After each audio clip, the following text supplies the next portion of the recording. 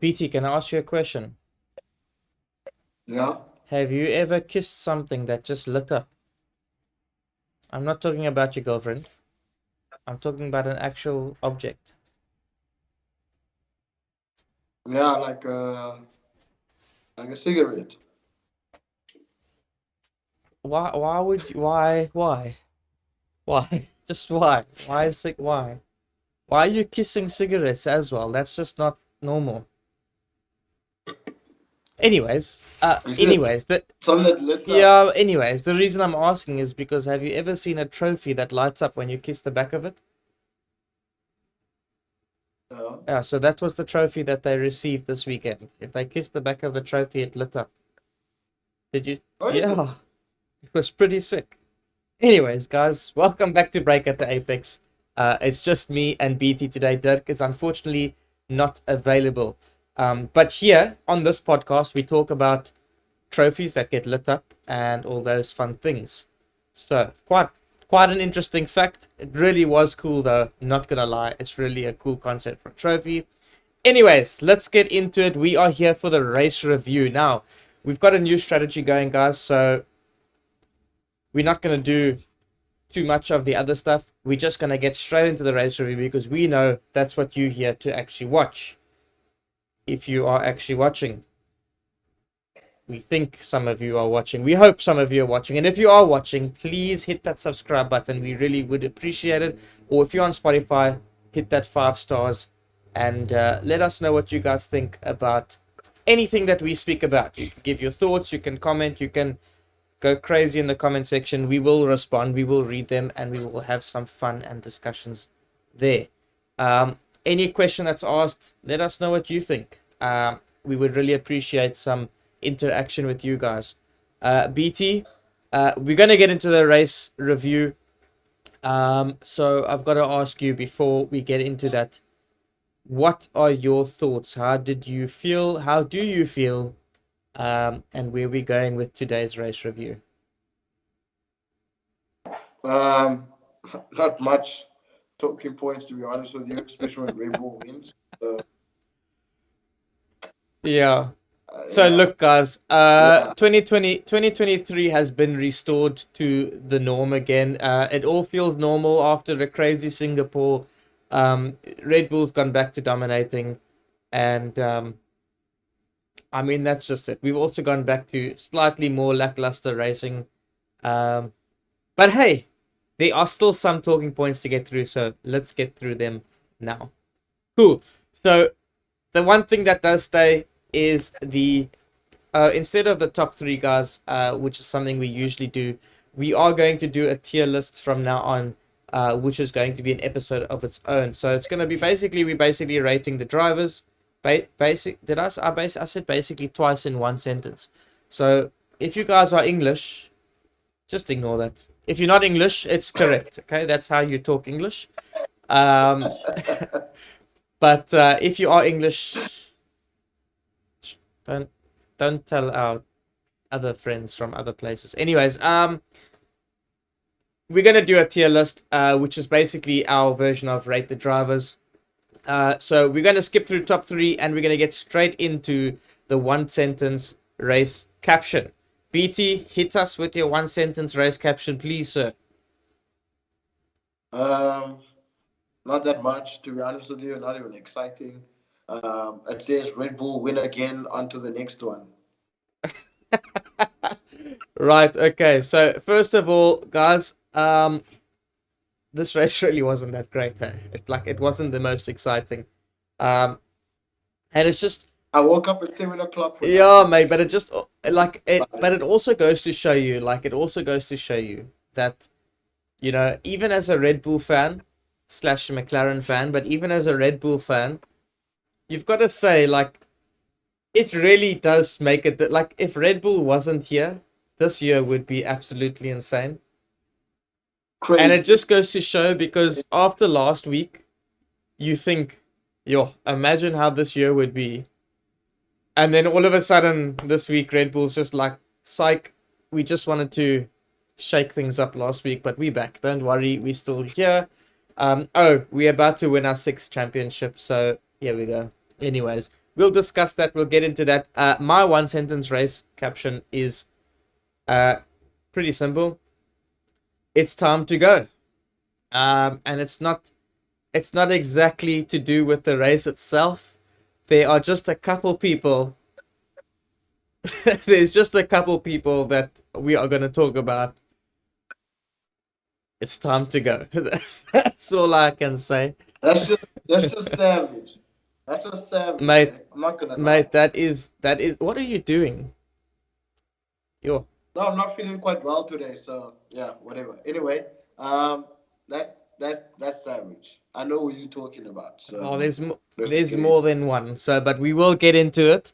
Um, and yeah, so we're gonna go through again because we're doing a race review on its own. We're gonna go through all the teams, and we're just gonna 5 minutes or so on each team. Nothing serious. Some teams might require more time. Some will require less. In the coming episodes or the coming weeks. Today, I would suspect not many minutes for each team because honestly, we said it already. It was a fairly lackluster race. Anyways, let's start at the back of the grid because we'll leave the best for last. Um, so let's just start with your Haas drivers. Um, Again, by the way, when I say let's start at the back of the grid, I'm not going in any order. It's just we've got the five worst teams and the five best teams, and the five worst teams are fairly similar. They're pretty all anonymous. The five best teams are pretty jumbled up, at least between 2 and 5. Uh, so let's just start with Haas. Okay. Anyways, I said it last week. How is it that these two guys qualify in different places but always seem to be together at the end of a race? It happened again this weekend. They literally finished 14th and 15th again this weekend, which is at the back, if you guys don't know, because we did have 5 DNFs. So I don't know. I find it interesting, right? And one thing I didn't tell you when I said it's time to go, it wasn't just referring to the drivers.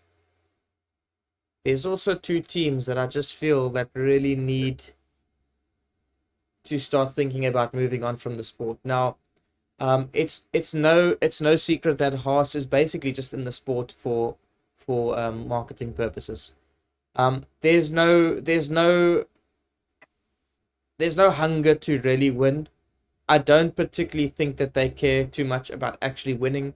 Um, and I mean, I've never seen Gene say to Gunter, "You guys need to win. You know, you need to sort this out. You need to build this. You need to." We're now in a cost cap era where everybody can sort of be on par, and I somewhat believe that he can afford that kind of money. So why are they not trying hard enough to win? Um, it's just not good for the sport. It's just really not good for the sport. You know, we're looking at the pinnacle of motorsports. Teams shouldn't be allowed to be here just for marketing purposes. You know what I mean? They need to be here because they want to win. And the more teams that are here to win, the better it is for the sport.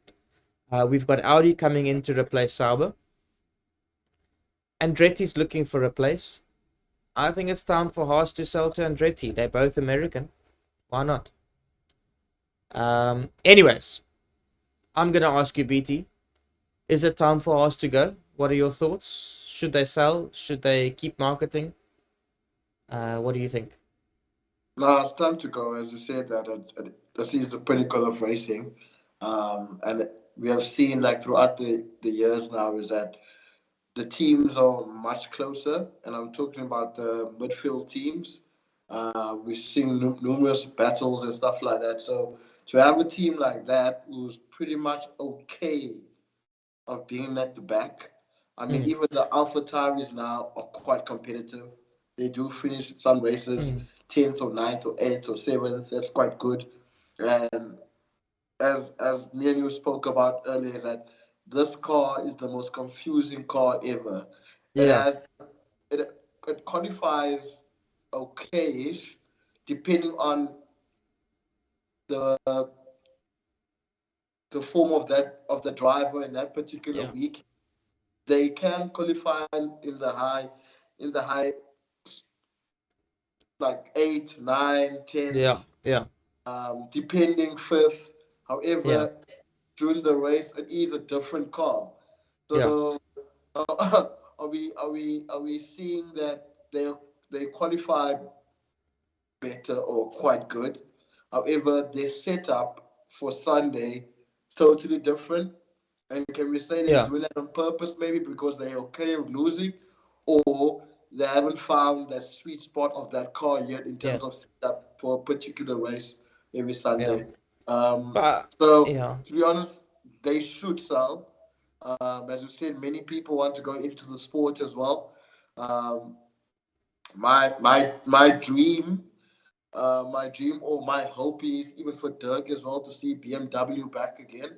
That could yeah, be interesting. So yeah, you nailed it yeah, on you nailed it. Like, what are they yeah. doing? They're just getting free exposure basically. It's being free marketing. Well, it's Yeah, not free. It's not free. I mean, yeah, it's not free, they are but paying 140 million for it. But yeah, but you how many know, people are watching a Formula One every weekend? So they yeah, are getting, 100. Yeah, yeah. yeah. I just don't understand how, a couple years back they were the fifth best team, and that's a very respectable place to be. And just from there, they've just tumbled down. And every year they talk about, oh, Gene is gonna pull out, Gene is gonna pull out, and then Gene decides, I'm not gonna pull out. I don't know Yeah. how many kids this guy has because his pull out game sucks. Um, but I really think it's time. I think it's time to go. Sorry for that. It is inappropriate.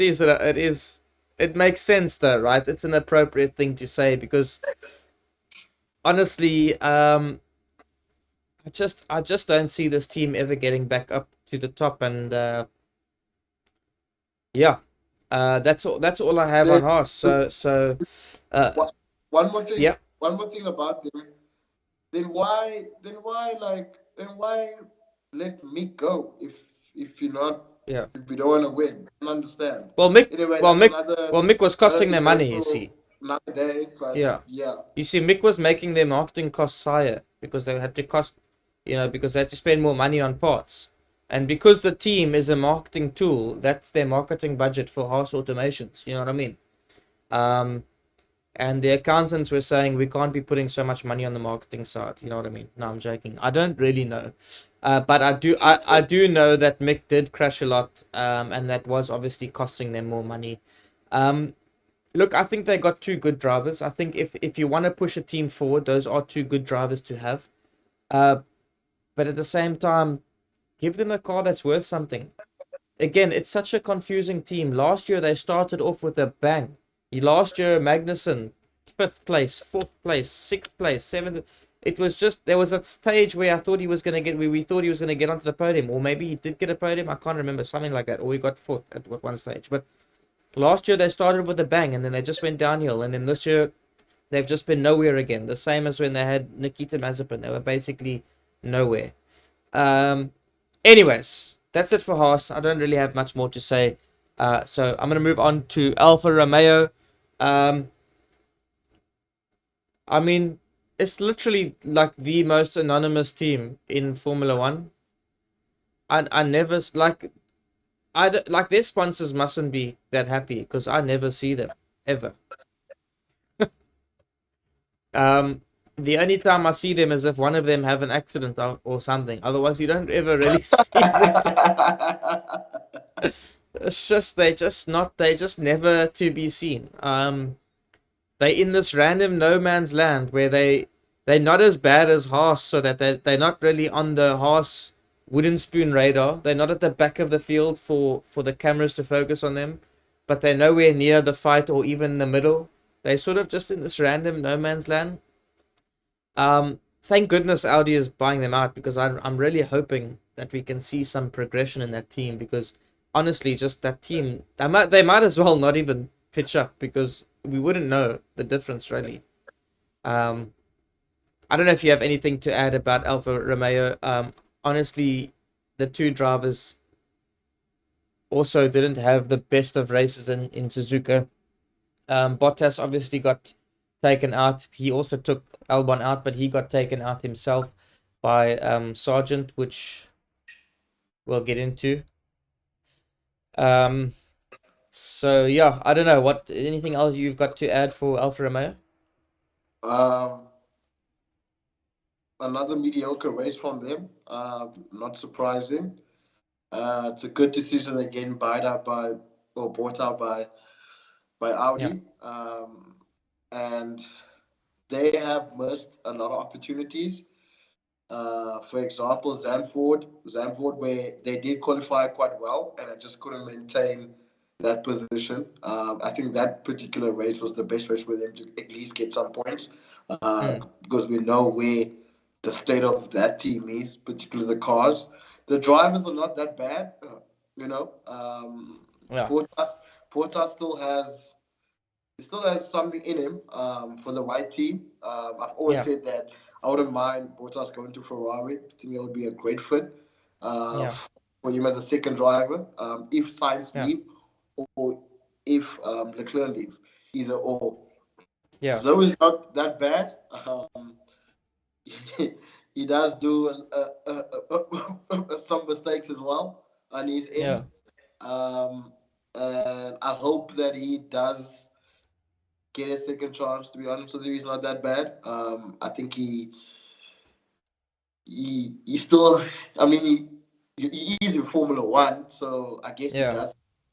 I mean, in our tiers, we did label him as he brought the car home, so that's not bad. But for the team as a whole, it was another one of those mediocre weekends, as I said yeah, as well. And they should just move on from this particular race and actually move on from the whole season. To be honest with you, because I don't see yeah. them getting any other points in any other circuits. Um, I don't know about Qatar. Is Qatar familiar with, or similar to Zandvoort?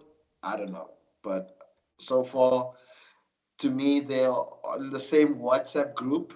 In South African terms, we say that same WhatsApp group as Haas. It's just that they not really visible about their mistakes. They're in the same WhatsApp group, but they never really chat. They're in the group, Yeah, but they they're yeah, under the radar. I think yeah, Alpha Maria is just under the radar. You never see them quite often because you never yeah. think they might do well in most But it's weekends. it's it's Yeah, weird because they don't actually do anything bad, but they don't do anything good either. special. Yeah, Like and that's what I'm like no, saying. nobody is doing Zandvoort anything had, special, but yeah, yeah, they had a chance yeah, there and they blew it. So even Williams is far more better than this season. So yeah. yeah, Yeah, yeah. 100% agree.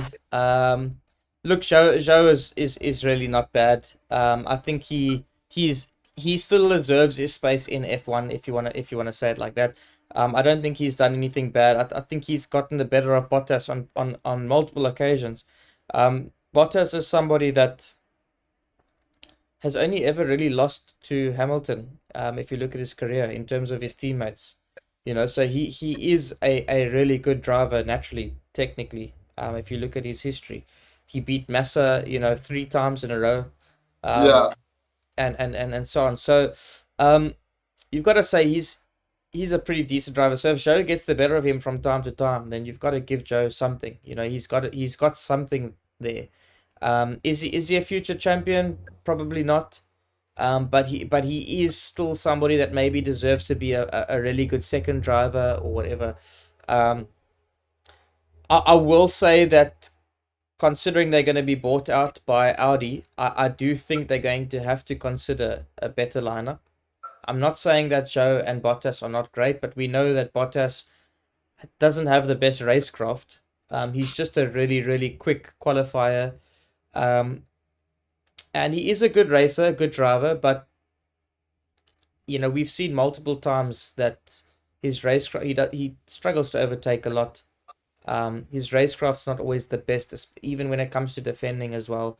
Um, I know that there's obviously talks about science and so on, but what happens to Joe and what happens to Bottas then? But either way, with Audi coming, I do think they're going to have to look at a better lineup. Even though I don't think that anything happening now is the driver's fault, I just don't see the two of them being in a top team. If or at least I don't see them both being in a top team in the same team. Maybe they can both be second drivers or something, but yeah, something's gonna have to change. But yeah, for now, Alfa Romeo just in no man's land. I'm not gonna say it's time for them to go. They have already been bought out. It's just a matter of time. Yeah, So we'll give that to them. And plus they're gonna be Sauber again next year. And Sauber's been around for so long, so they are a team that do still have that sort of history and uh, within F1, and I mean they've had some success in F1 with BMW. I mean, you just spoke about BMW coming in as well. Um, so yeah, okay, let's move on to Williams. Um, so I mean, they pretty much were no. I mean, like, listen, they got nothing. They had both their cars DNF this weekend. yeah, Albon, obviously, no fault of his own. Um, he got taken out, and it just didn't work out for him, which is a pity. I was actually looking at the driver standings, and he's got 21 points this year. That's absolutely amazing. Not only because it's Williams, just purely because what he's been able to do in that car is just unreal. 21 points. I thought 21. I saw 21 points. I thought, how? Like, that's very well done. So, and after him is 9 points on Hulkenberg. So it's a massive gap between him and those behind, which is basically the AlphaTauris and the horses, and then on 0 points Logan. Anyway, so we'll move over to speaking about Logan. It's time to go. I said it in my caption. It's time to go. This is the second time I'm going to use that sentence today. So the first time was with Haas. The second time is with Logan Sargent. There's more. Don't worry. Um, it's time to go, Logan. It's been a couple of races now that you've basically just. By the way, do you know that he's on the top of the list for the most damage caused by dollars? Um, he's caused a couple millions worth of damage.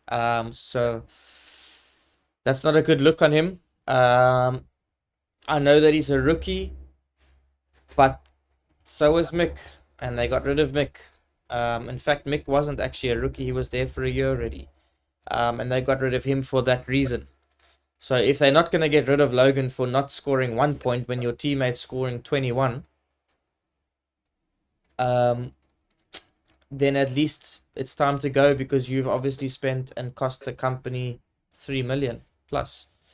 Um, sure. so, what do we do here? What are we doing here? If we say it's time to go for Sargent, what do we do? Do we bring Schumacher in? Do we go F2 champion Porsche? Well, he's not the F2 champion yet, I don't think, but he is around. He is looking really good. Um, or do Williams look at someone like Lawson and approach Red Bull? Will Red Bull even let Lawson go? Who knows?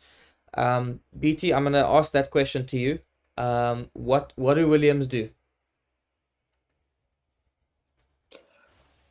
I mean, it's a tough one. To be honest with you, um, I think they should go for like a more experienced driver. Um, Bottas would not be a bad idea, and I'm saying this depending where the team is. Mm, If the car's much better than this one next year, I'm sure that they would want a more experienced driver so yeah, they can collect those points together with Albon. yeah, Um, and if the car is the same as this year or far more lesser, then a rookie might not be a bad decision. And just have a backup plan where your reserve driver as well is a rookie, mm, because we know all the big teams will be coming for Albon if they go that direction. mm, And they'll be to cover the one spot for Albon. Albon maybe goes to another team, Yeah. one of the big names. But for now, if they're going to continue optimizing this car to be much better, much faster, Yeah. I think a more experienced driver would make sense. Just for them to climb up the constructions Constructors. Yeah. championship next year as well, just to add on the Yeah. points they've had this year. So that's Yeah. my answer to it. To be So, would you think Schumacher might be a good move? Because as far as I understand, Schumacher is available and looking, and as far as I understand, Toto has said that he would like to get Schumacher into that Williams seat. Do you think Schumacher is a good way to go, or do you think giving Schumacher the seat, obviously Schumacher would have had to be a bit more mature about it, considering how he left Haas. But what does that do for Schumacher? Does it give him another opportunity, or does it kill his career because he might go up against Albon and Albon might just smack him, and then he still looks bad. I don't know. What's your thoughts on Schumacher? I mean, if Schumacher goes there, it wouldn't be a bad decision. Yeah, The only thing that Schumacher can do is that he cannot repeat what Sargent is doing at the moment. yeah, That's my biggest fear. yeah, Is that I'm sure Williams wouldn't want the same thing to happen next year that's happening this year. yeah. I Understand? do Because agree. yeah, I do agree. I do agree. I'm actually more worried about Schumacher than I am Williams, to be honest, because and I know we shouldn't be cared about the sentimental value, or the sentimental name and so on. But you just can't help to feel that you want the lighty to do well. You want the kid to do well. He's never going to be his dad. That's just plain and simple. But you still want to see him do well. And he needs to get back into the sport somehow. And this could be his best opportunity, and the only way how. But he's going to have to take it with he's going to have to take it with big wide arms open, and he's going to have to make the best out of his situation. Um, so yeah, for me, but it all depends what Williams want out of the season next year. yeah, To be honest with you, Albon needs a teammate that can also gather those points as well. yeah, He cannot be the only one. I know maybe he likes the fact that he's the only one that gathering the points for the team. yeah, That's looking good on him for other teams as well. But the team principal and the investors of that particular team, yeah, especially the owner of the team as well, they would like a driver that's also going to be within the points and performing very well and minimizing yeah, the cost, the damage costs, or the cost that Sargent has cost yeah, them throughout the season. That's the number one focus, yeah, to actually find someone that's not going to do that for the next season. yeah. Okay. Well, I mean, yeah, my answer is they should just get Schumacher in there. I am worried about it, but I just think that it's time to go for Sargent. And I think that Schumacher being under Toto now, will have a bit more guidance and have a bit more nurturing to help him through. And because James Vels has a good relationship with Toto as well, I think James as well will be able to nurture him. I always said this in the past. Haas is not a place for rookies. Steiner is not the team principal that you use to build characters. Whereas James Vels and so on, they could be the driver that Schumacher needs. They could be the team principals that Schumacher needs to turn him into something special. Um, but yeah, okay. So Williams, Sargent's time to go for Sargent. Sorry, you need to get him out there, and you need to bring in Schumacher, or even look at Lawson if Red Bull will let him go. But I'd like to see Lawson back soon enough in that Red Bull outfit, whether it be Red Bull or AlphaTauri. AlphaTauri obviously will be changing the name for next year. It has not been confirmed yet. And while we're talking about AlphaTauri, might as well get into them as the next team. Um, I think it was a pretty good result. Albeit they didn't get any points. I still think it was pretty good. What I will say is Lawson beat Yuki again. So I've got to ask you the question. This week, AlphaTauri confirmed that Daniel Ricciardo and Yuki will be their 2024 lineup. So I've got to ask you that question. Is that a mistake? Um, we're seeing Lawson beating Yuki now. Oops, sorry. Quite convincingly over the last couple of races. Daniel also beat Yuki quite convincingly in his first race, and the second race he was faster than Yuki in qualifying. He cleaned Yuki out in the sprint race, and then in qualifying he had that issue where I don't know if it was traffic or something. He then had to start at the back, and he just couldn't make his way through. But I do think he has been better than Yuki. So both Daniel and Lawson showing Yuki up a bit. If you consider Yuki showed De Vries up, we all thought that Yuki was like a superstar this year, but it turns out Nick De Vries was really just that bad. Because Lawson and Daniel have showed Yuki up quite a bit now. And more so on Lawson's part, being a rookie himself, it's really incredible to see what he's doing. I'm really, really impressed with what he's doing. So, is it a mistake, BT? Is it a mistake for them to have gone with Yuki in that lineup? What are your thoughts on AlphaTauri, and what do you think they should have done, or what they should do? Um, yeah, I mean, then starting with the race, they didn't have a bad race or anything like that. They right there in the midfield.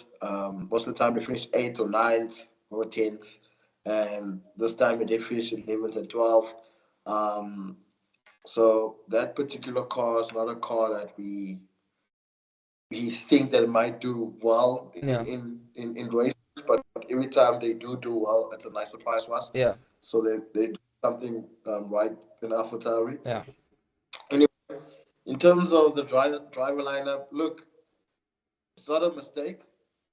I would have done the same thing as well.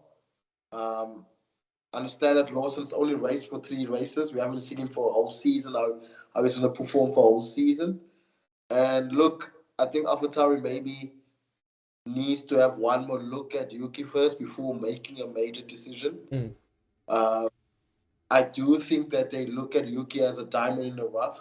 They don't want to quickly act um, in a way where they do actually sideline him, yeah, and it happens that he does get another drive in another team and he outshines. yeah, For example, Albon. Don't I don't think Red Bull wants to do that same mistake again, what they done with Albon, where they quickly saw him, had potential, brought him into Red Bull, and he just struggled, and he just went back. And now we've seen the true potential now of Albon as he matured as a racing driver. yeah, So this time, I like the fact that Red Bull is taking their time and being very cautious of the decisions they were making. mm, And look, Yuki is not that bad. He's actually good. yeah, So in my eyes, he does deserve, or Red Bull do owe him one more season against Ricardo, so we can evaluate that particular year yeah, and see how that goes. But however, they're also stuck where Lawson, it's only 3 races. Yes, he has done well. But how does he do for a 23 race year mm, or 25? I don't know. Different circuits, different conditions, yeah, different setups in each weekend. stuff like that. Yeah. So they should keep Lawson around as a reserve driver, just in case something happens during next year. Yeah. However, I do think that driver pair also deserves a whole year of review, including Daniel Ricciardo as well, just see how that partnership will go Yeah. for a whole full year, and they can make a decision afterwards in terms of how they move forward Yeah. with that. All That's right. how the way. Yeah. Okay. That makes sense. I think Marco Helmut Marco, sorry. Whatever his name is. He did say, yeah. Yeah. He did That say, old man. yeah, that senile man. He did say that they wanted Lawson to stay in Super Formula for one more year, before they brought him in. Um, which tells me that they are obviously cautious now about being too quick with drivers, just purely based on Gasly and Albon and how that went. Yes. So I do get it, but it's just such a shame to watch a man do so well, get thrown in the deep end. 3 weeks, he just pulls out really, really good performances, beats his teammate that's been in there for a few years, uh, and then all of a sudden we don't even see him next year. Um, but I do agree in the sense that Yuki's not really done anything bad or wrong either, um, and that we've not really seen him up against Daniel for a full year either. Daniel obviously coming off a really bad stint with McLaren, but has an extremely, extremely positive history within F1. Um, being the hottest property of the sport at some stage. So at some stage you want to see how Yuki can hold up against him. We don't really know if Daniel is back to being on form or if he's still going through his stuff, but at least now we know. Next year we'll tell. And also Daniel also gives the team that sense of marketability and so on. So I guess in Daniel is the better option, and it's probably the right option for them to have put in the seat over Lawson. And then Yeah. Yuki, as we said, Yuki hasn't actually made any mistakes or done anything wrong. So you don't want to just take him out either. So I do agree and I do understand. It is just a pity though, to know that Lawson isn't actually going to be there after what he's been able to do in the last couple of weeks. Cool. Let's move over to Alpine. Again, this is the third time. It's time to go.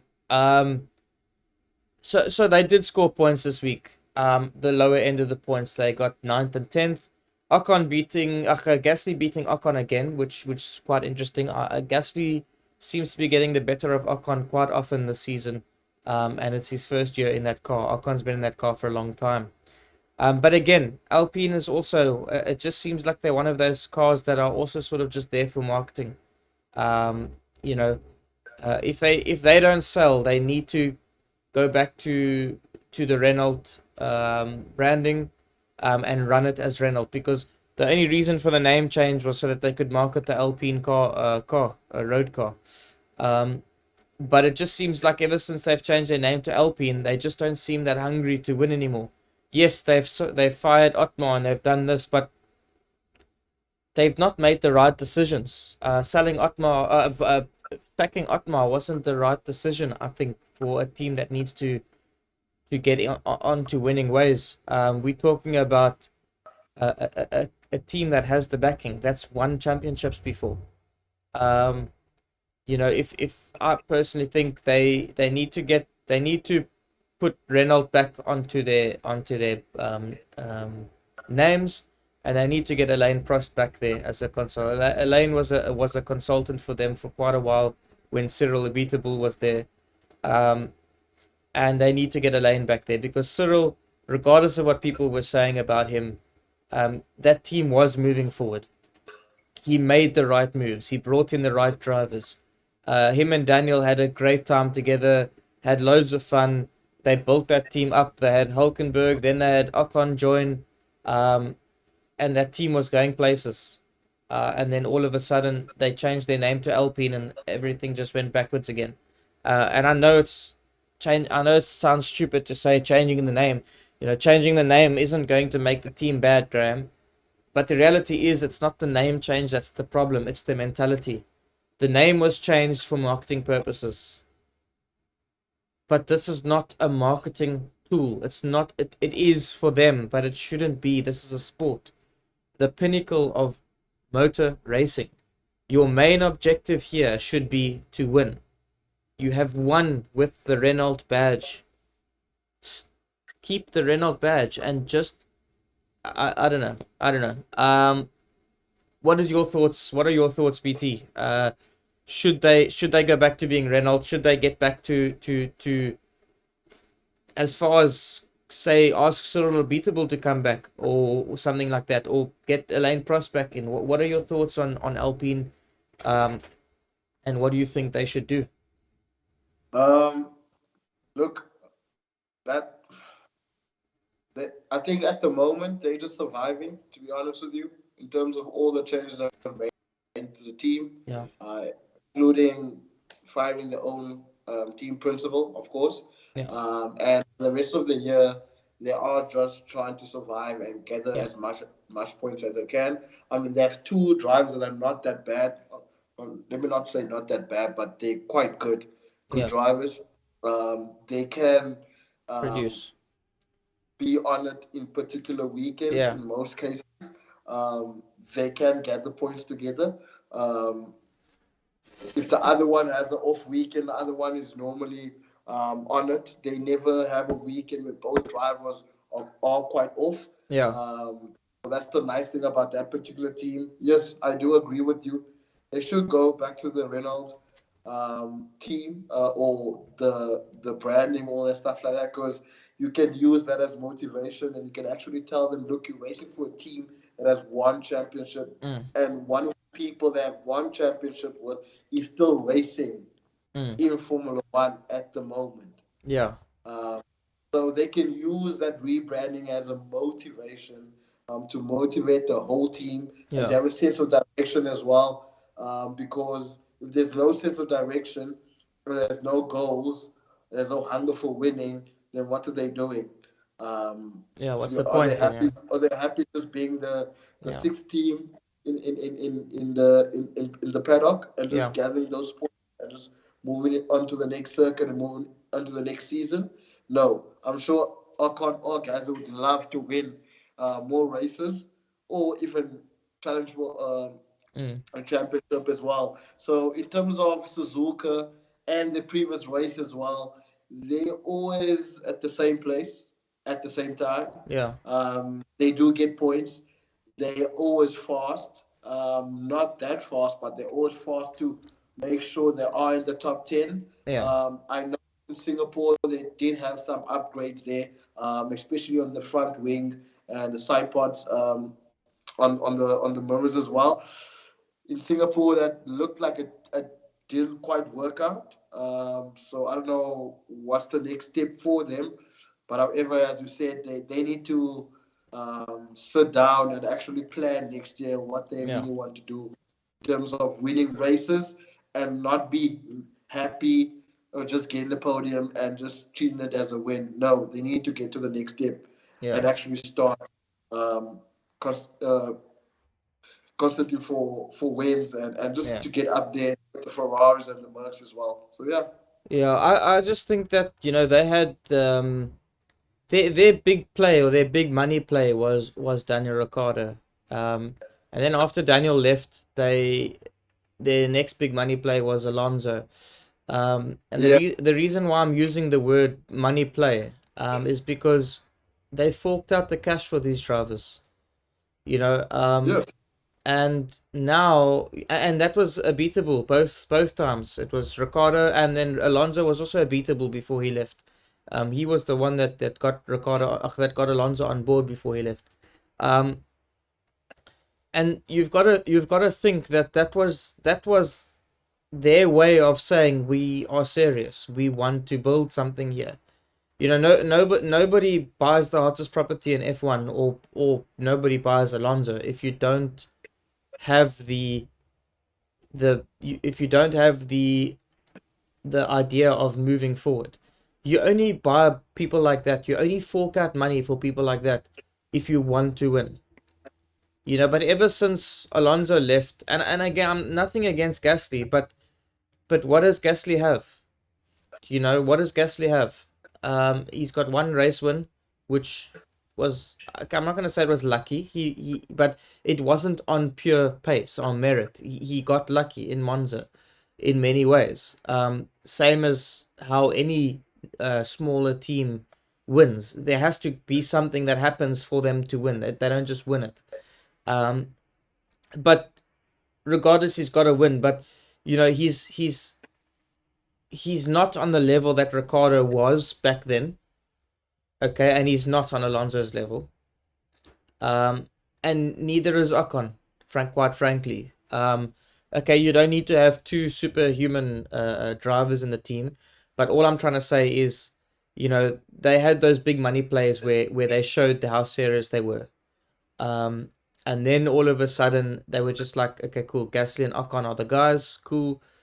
Um, but I feel like for them to show that they're serious again, they need to take out their wallets and get another big name. Like that, they need to, you know, um, pull in a bigger name, a racer with multiple wins, a racer that's known for helping build a team, for example.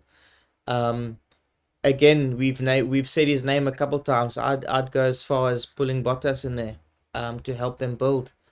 If you got Gasly or Ocon as your sort of like pacey driver, the driver with the pace, the driver that can maybe win those races and do well and be a superstar, even though they're not a superstar now, maybe a race that has one of them have the potential to be. And then you have someone like Bottas who's got the name of multiple race wins behind his name, able to give feedback and help build the car. That to me shows intent. But right now they're not showing any intent to actually move forward. Um, so that's just my thoughts on Alpine. Anyways, we have crossed over that. So the next team to talk about is Aston Martin. And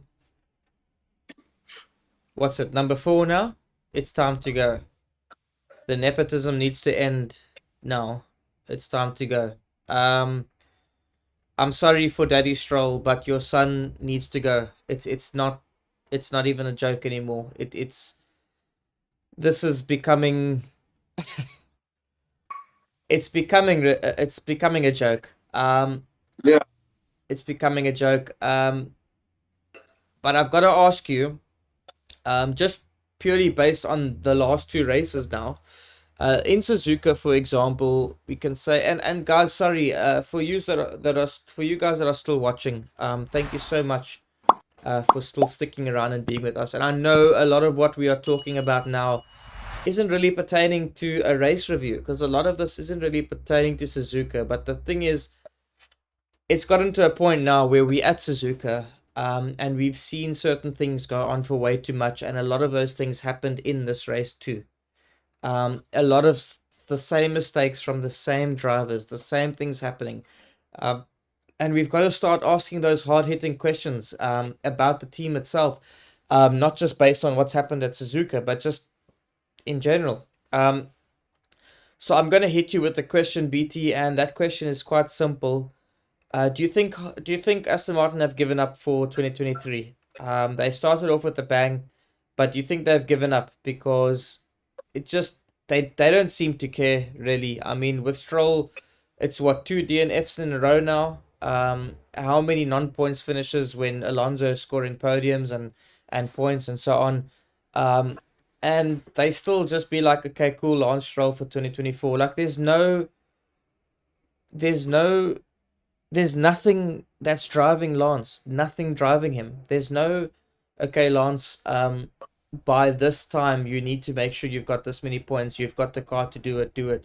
There's nothing like that. It's just, okay, cool. Alonso and Stroll. I mean, there's no part of this year that has given Stroll.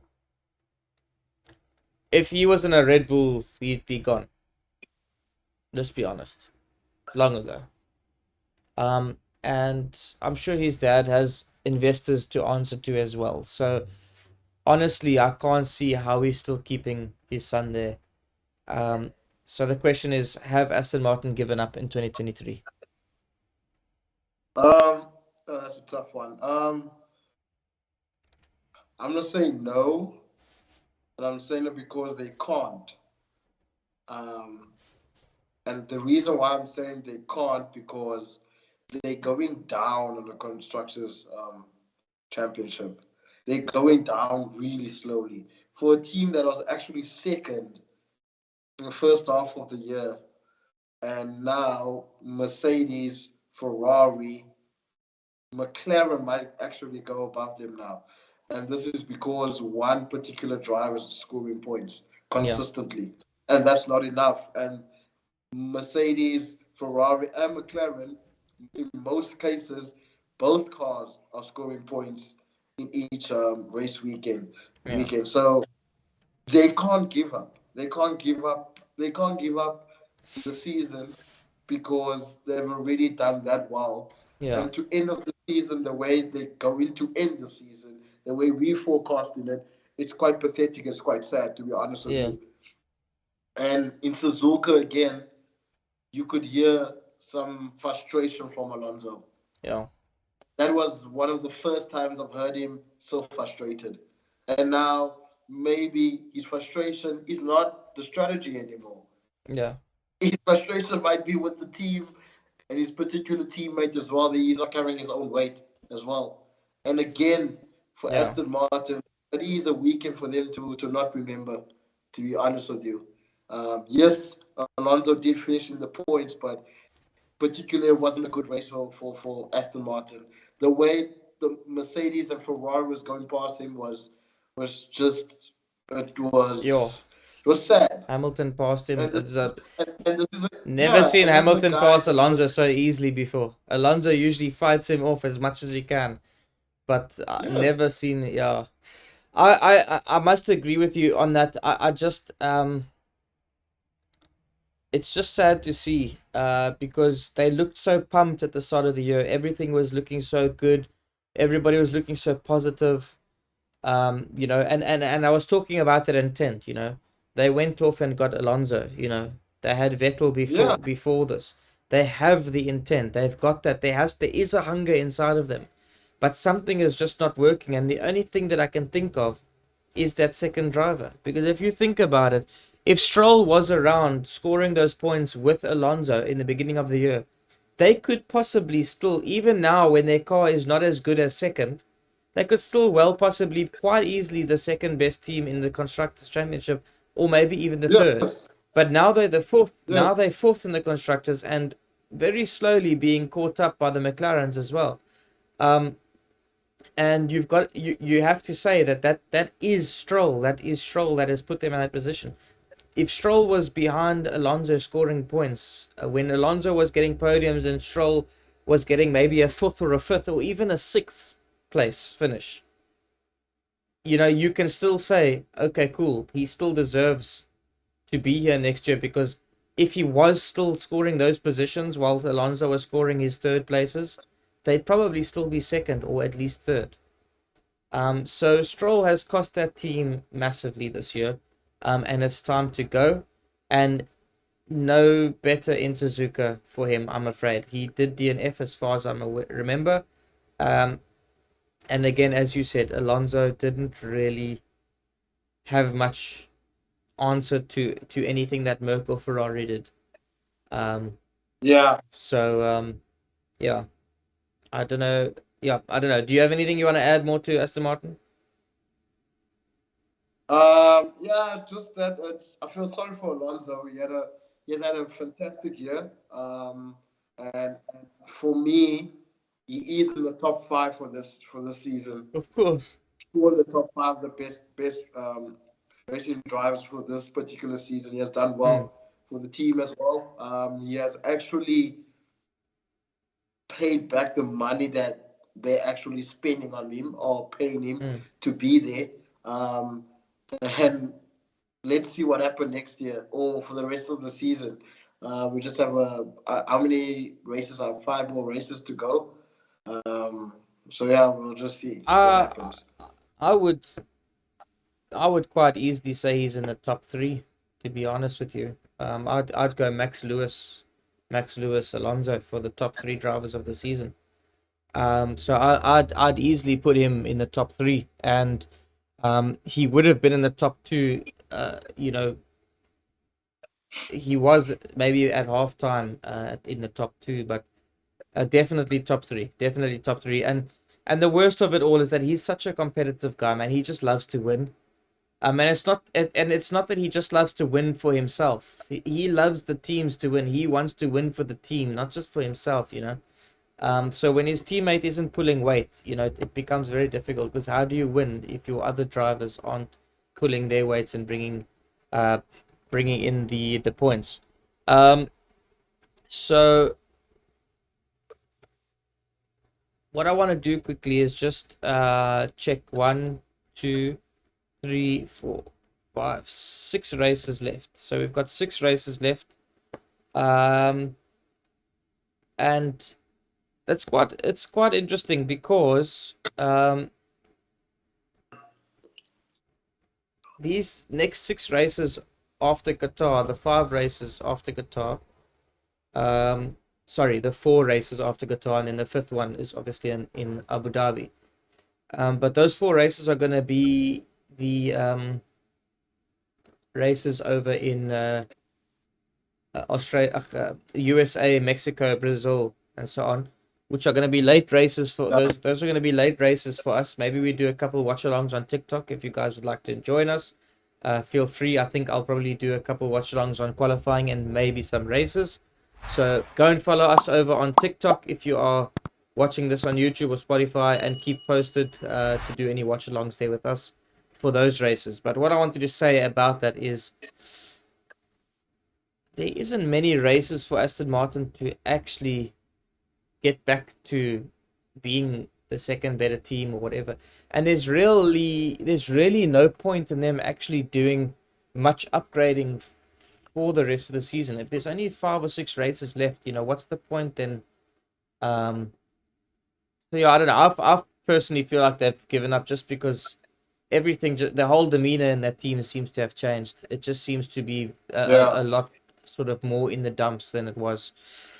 But yeah, okay. Let's move on. We move on to Mercedes. I'll be honest. I really don't have much to say on Mercedes because I don't you know it's a very odd team, man, because they don't have the second best car, but they always seem to get the better results. And they second in the constructors. How are they second in the constructors? I can't understand. In Suzuka specifically, they looked pretty good. They were um at one stage seeming like they could have been in the fight with Russell's proposed one stop. Um, and then that just sort of fell apart. But still, the fact that there was a stage where they were actually talking about it is quite incredible. The only thing that I can say about Merck within this race that I was worried about is it's getting quite heated between the two of them. It's the second or third race, and it's no, I'm lying. It's been more than that. There's so many races this year where the two of them seem to go at it, and the team just lets them race, and it's fine. We like that. But are the team? Do you think that team? Do you think that Merck are going to have to start managing those two soon because they're really going at each other? And although it seems like it's fun and games, this weekend even you heard Russell saying like, "Are we going to fight each other, or are we going to fight the rest of the field?" You could kind of hear that he was not very happy with the whole. I mean, to be honest, to me, it sounds a bit entitled for him. I mean, he's got a 7-time world champion next to him. Like, have a bit of respect. I mean, we've said this a couple times in the year as well.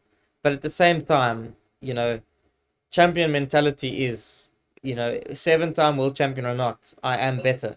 That's what makes you a champion one day. Is that doesn't matter if you're fighting a 7-time world champion. If you feel you're better than him, then you've got to act like you're better than him. And kind of think that that's what George does, really. Um, but the point I'm trying to make is if those let's say Mercedes come really good again, and next year they come with a title fighting car, do you really want these two to be going at each other? Yeah. Yeah, I think that that wouldn't actually be a bad idea or decision because for Mercedes themselves, it won't be the first time them managing Yeah, something like that. And the nice thing at the moment, seeing that they're not quite competitive or the fastest team or car yeah, at the moment, is that they have a trial run. So what's happening now? They can gather data and kind of save the data they have now in terms of how those two drivers will be yeah, once their car is up there and challenging for yeah, championship next to Red Bull and between themselves. So I think it would be an interesting rival to see. yeah, Obviously, I do think that Lewis Hamilton will actually be the one to come out on top of that. But yeah, at the moment, I could say that they have the the dream situation or the best situation ever, yeah, where they're actually watching these two race each other, 100%, yeah, and that could actually work out for them when yeah, they actually get to that point. yeah, And in Suzuka, the scary thing about that particular car is that they set up those cars very well for the race. They look so quick in the races. It's nice to yeah, watch. I mean, at some point, I also thought that look, Mercedes were going to be faster than Ferrari at some point because we do know that Mercedes tend to outsmart Ferrari in most yeah, occasions in terms of strategy. So they were quick. Just a surprising thing is that Ferrari were actually quite faster than them in this particular race. That kind of shocked me as well. However, the racing between themselves is quite entertaining as well. And the nice thing about them is that they have something that Aston Martin is looking for. Both drivers will always finish within the points yeah, consistently. yeah, Each and every circuit, each and every weekend, if one of them does not DNF or actually have an accident. But yeah, most cases they do finish within the points, which that's good. yeah, yeah. I mean, they definitely don't lack talent. Let's be honest. If they were going to fight for a championship, they've definitely got two drivers that are worthy of doing it. At least I would like to think so. Obviously, they've got a seven-time world champion, but in terms of Russell now, I'm saying I do think that he's got the talent to do it. He's got the mentality to do it. But I'm just worried that if they let the two of them get a little bit too out of hand. But as you say, they've got experience managing drivers like that with Rosberg. So I mean, I guess in a way, it's probably not um, Mm, the worst thing to have. But yeah, other than that, I don't really have much else to say on Mercedes. I don't know if there's something you would like to add. yeah. Nope. That's all on my side. 100%, 100%. Okay, cool. So in that case, we can move over to Ferrari. Um, and that's an interesting one. Obviously, they've come off of a win, the only other team to win this year other than Red Bull. Um, and an amazing win it was. Now, in Japan, I've got to say that what I was really impressed with was one, they, considering how good they looked at a track like Singapore, and if you consider how things have gone on through the year for them in particular, you kind of almost wonder like were they supposed to actually do well in Japan? But they did. They really did. And if you look at the two McLarens, I think we all predicted or knew that McLaren was going to do well in Japan. We knew that. And the gap between second and like fourth now, between McLaren, Ferrari and Merc, it's so close that certain tracks that suit certain cars can swap those around quite easily. Um, but I do think that the McLaren has shown that they are the better car out of the three now at this part of the year. but the Ferrari seem to be catching something. If you consider how their year's gone, the last couple of races have been different types of tracks, but they've been performing and they've been getting the best out of it. And it's been quite impressive to watch. Most of it has come from Sainz, but this week it was Leclerc who put up his hand. Um, Seeing as you the Ferrari supporter, do you wanna maybe shed some information as to what you thought happened for the weekend, and how you saw Ferrari's race pan out? And obviously Leclerc looked a lot more comfortable this week compared to Sainz, which has not been the case the last couple of weeks. Um, so what's your thoughts on Ferrari and how they've gone in Suzuka? Yeah, no, Ferrari has come a long way. It's good to see that the car's actually performing at its pinnacle later in the season. Um, Total opposite to what's happening in Aston Martin's garage as well. Yeah, They start off on a hot streak in the early stages of the season, and as the season has gone by, they've declined. Which is Ferrari has had a very up and down season, to be yeah, honest with you. But only in the second part of the season is where I think they've really started performing very well. yeah, I can see the car becoming a hybrid. What I mean by hybrid, I mean that it can perform in each and every different circuit, and that could be dangerous for other teams as well. To be honest with yeah, you, and for Leclerc, it's Suzuka. I wasn't surprised.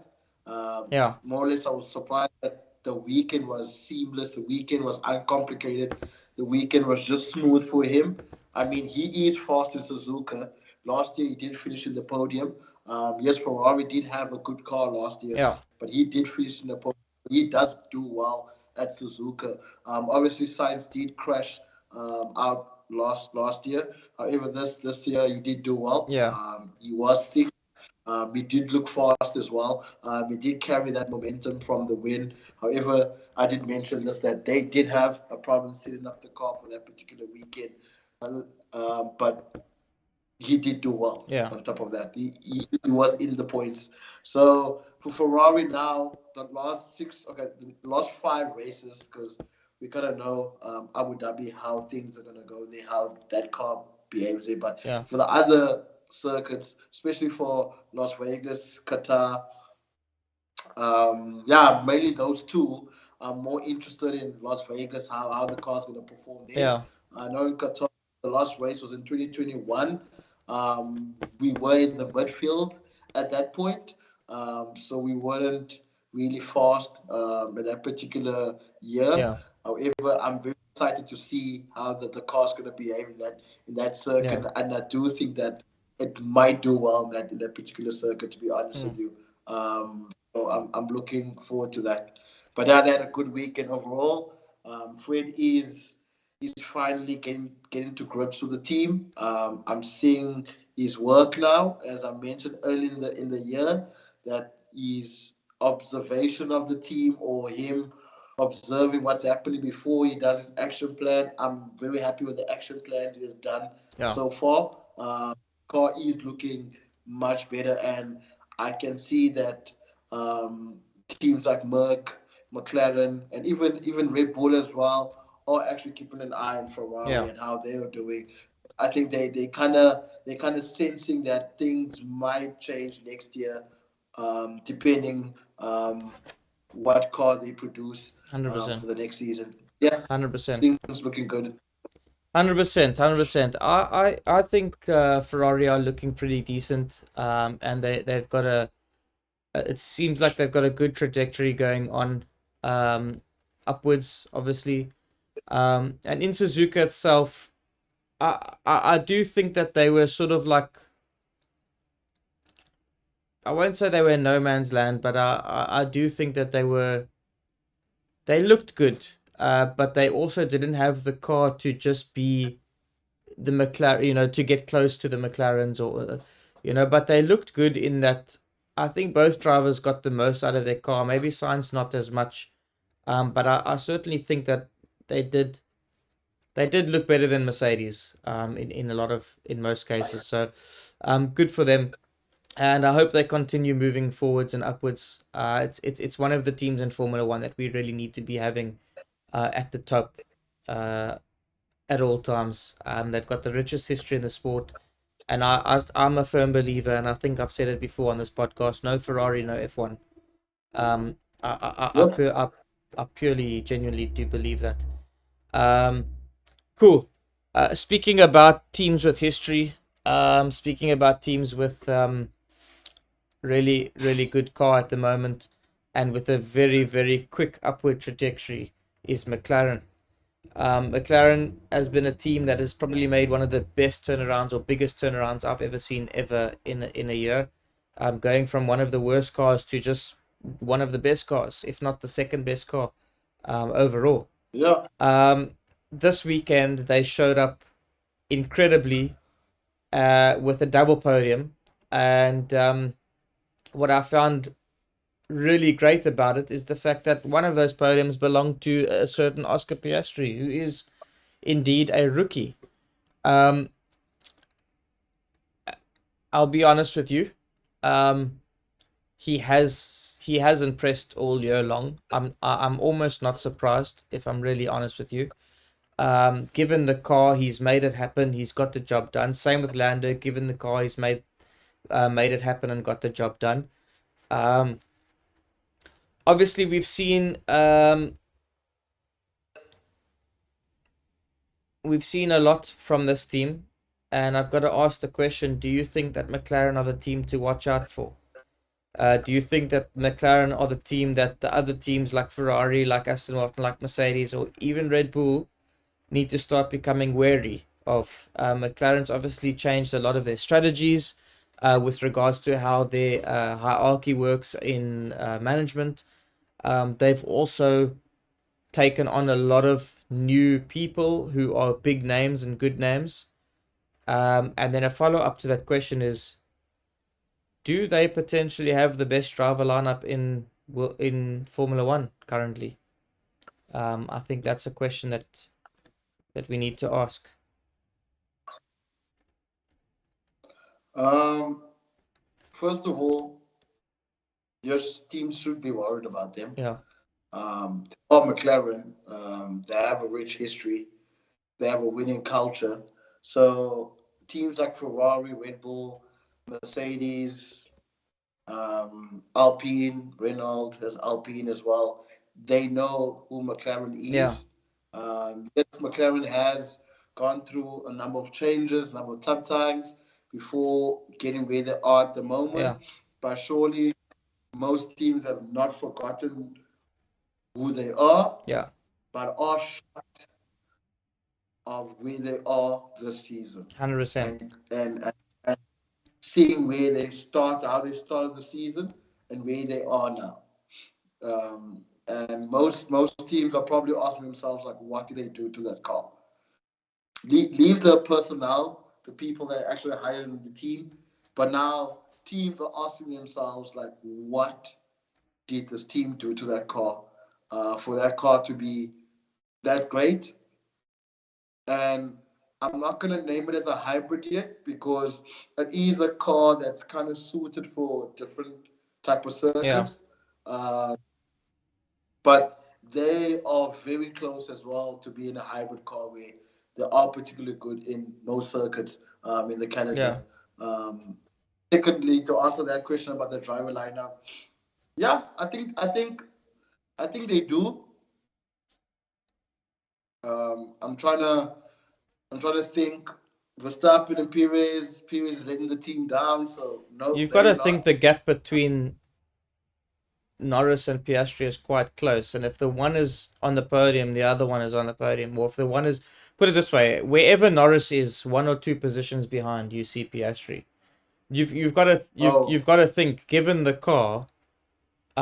yeah, If everybody was on a level playing field, if everybody had spec cars, you've got to think that McLaren would actually win the constructors if you think about it, because their two drivers have got to be probably the closest. Um, yeah, but if it's like that, that means that even Merck has that same lineup as well. Well, not. They particular very they particular very close. I'm not saying they Yeah. do finish quite close to each other, but I think that driver lineup as well It is quite is. good. It is a really a very good driver lineup, but I think Hamilton has shown this year that he's a bit further ahead, obviously, but I just don't think George has been that close to him. I mean, given the car, if Hamilton puts it on the podium, George isn't always that close to him. We're talking about picking up all the points. You know, if George is finishing eighth or ninth and Lewis is on the podium, which has happened, but in on the McLaren side of things, if Norris is sitting second, Piastri is sitting maybe fifth, sixth, fourth, third. Um, I don't know. Yeah, I do agree with you. Mercedes also have that kind of lineup. Um, so maybe it's maybe it's a discussion or an argument you can have between which one of those teams. Or let's put it this way: if McLaren was where Merck is now in terms of points in the constructors Yeah, championship, right? I think Merck will be where McLaren is now, where they will be challenging Aston Martin. To be honest with you. okay. I'm not sure that makes any sense to be honest, but No, no, I'm saying the points difference. Just understand what I'm yeah, saying is that where McLaren is yeah, now. Remember, McLaren started off very bad. yeah, So for the rest of the season, do a, they had to do some catching yeah, up, and eventually they've caught up now. yeah. So what I'm saying to you is that if Merck was in that situation where McLaren was, and they discovered something in their car and they optimized their car to be faster, I think Merck could be in the same boat now Oh yeah, okay, where Merck would yeah, be. Do you understand what yeah. I'm saying? Okay, that's fair. That's fair. Um, yeah, I somewhat agree with that. I think both Merck and McLaren both have uh the two better driver lineups within the field. Um, but because I like McLaren so much, I'm just gonna say they've got the best lineup. So whatever. That's just how it works, right? Um, also, I mean George Russell seems to whine a lot these days. He obviously learns from his teammate. To be fair, so um, we'll just move on from that. So cool. McLaren had a great weekend. Really happy for him. For them, sorry. Happy for Piastri as a rookie. His first podium in Formula One. That's not a sprint race, obviously. And then obviously Norris another second place. Again, just not getting that win, but another second place. But again, he's doing the best that he can. In the car that he's got. Um, and given the opportunities, you've got to say well done.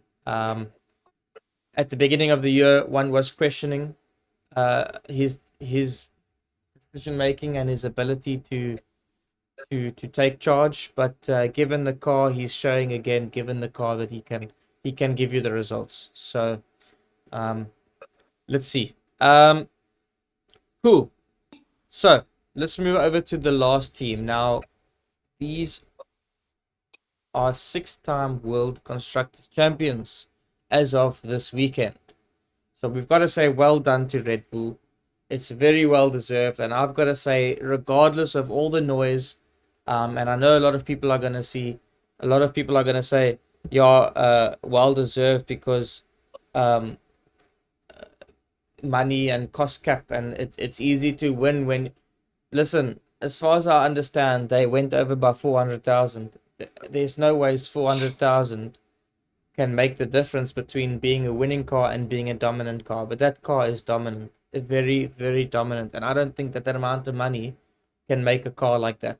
It's ridiculous. That car was going to be dominant regardless of the cost cap situation because it's got the perfect aerodynamics, which is set by only Newey can do that. I don't think that the money's got much to play in that. So to me, it's super well deserved. They are the best outfit. They get everything right. They get their strategy right. They get their pit stops right. The only thing they don't get right is the fifth time to go that I'm about to say, and that is Sergio Perez. Like, this guy had the most woeful weekend. I mean, we've seen some bad weekends, bro. Like last weekend he took out Yuki and he took out Albon. This week he took out Magnussen and who else? Like, Um, so he who did you take he out? had to change two wings, didn't he? He had to change his wing twice. Yeah, yeah. Like, what's this guy doing? Like, I want He was trying to overtake. Second one, he was trying to overtake someone, and he just it was that was that yeah. was that was Magnussen the second time around. It was Yeah, this yeah, but the first Magnussen. time around, what happened to his wing? The first time something happened there as well. Was it Albon? I don't know. No, he clipped something, but he clipped someone. Um, but like, I really want to come onto this podcast and be like, well done, Red Bull, for their sixth constructors champion. But then you think about No. Perez, like Max won the championship on his own. Really, this is not a constructors championship. This is a drivers championship too, basically, because Perez is just useless, and it's time for him to just pack his bags and go home. Honestly, I can't make excuses for this guy anymore either. I keep predicting him to be second. He never comes second because he's useless. Um, he's costing the team money as well because it's too, I mean, it was so hectic. The commentators were even just like, "Do they even have another wing for him available?" It's like, wow, okay, that's a bit hectic. Then they retire the car. Then they bring him back out so that he can serve a 5-second penalty. Then they put the car back in again. Like, what the flip's going on with this guy? Like, I reckon they should just leapfrog AlphaTauri and just put Lawson in his seat. Like, I think that would be a great scenario. Just be like, listen, Perez, get out here. But anyways, what are your thoughts on Perez? What are your thoughts on the six-time world champion, constructors champions? Let me know what you think. Yeah, no, you already said about the constructors championship, whatever. I'm focused on Perez mostly. Come on, don't be so sour, Yeah, man. look, I I've spoken for Perez this season, especially early in the season where I thought that he would actually give Verstappen some trouble, Mm, not a lot of trouble, some yeah, trouble. Maybe reduce that gap to like a 50-point gap or a 100-point gap, maybe. Clearly, I was wrong because he's not the Perez from 2021 mm, where he helped Verstappen win that championship in most races, particularly in the last yeah, race. Something is some, and I have stated this, and me and you have had heated conversations about this. Something is going on in that team with Perez. okay, You don't know what's going on. Something is going on. That side of the garage, something is going on, and Perez is extremely, extremely detached from the team. okay, He he's detached from the team. He's not motivated. yeah, It just seems to me like he doesn't care anymore. yeah. To be honest with you, and that's very concerning. Or maybe he knows that he's leaving end of this year, He's and none of us, Yeah, and we none of don't us know. know. Yeah, he knows, but we don't know. So for him to waste the opportunity he had with that particular team, with that seat, with that dominating car, Yeah, I think when he finally retires from the sport, the few years he had with Red Bull will haunt him with you. Because I still say I'm not saying he was gonna beat Verstappen. This was probably the last time or the only time he probably had an opportunity to have a championship. yeah, That's all yeah, I say.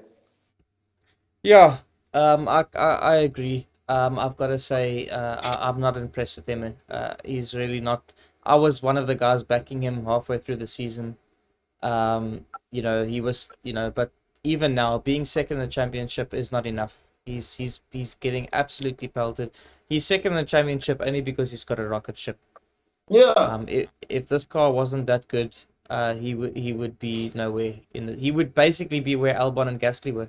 I'm pretty sure yeah, that Albon and Gasly would have also been second in the championship with this car.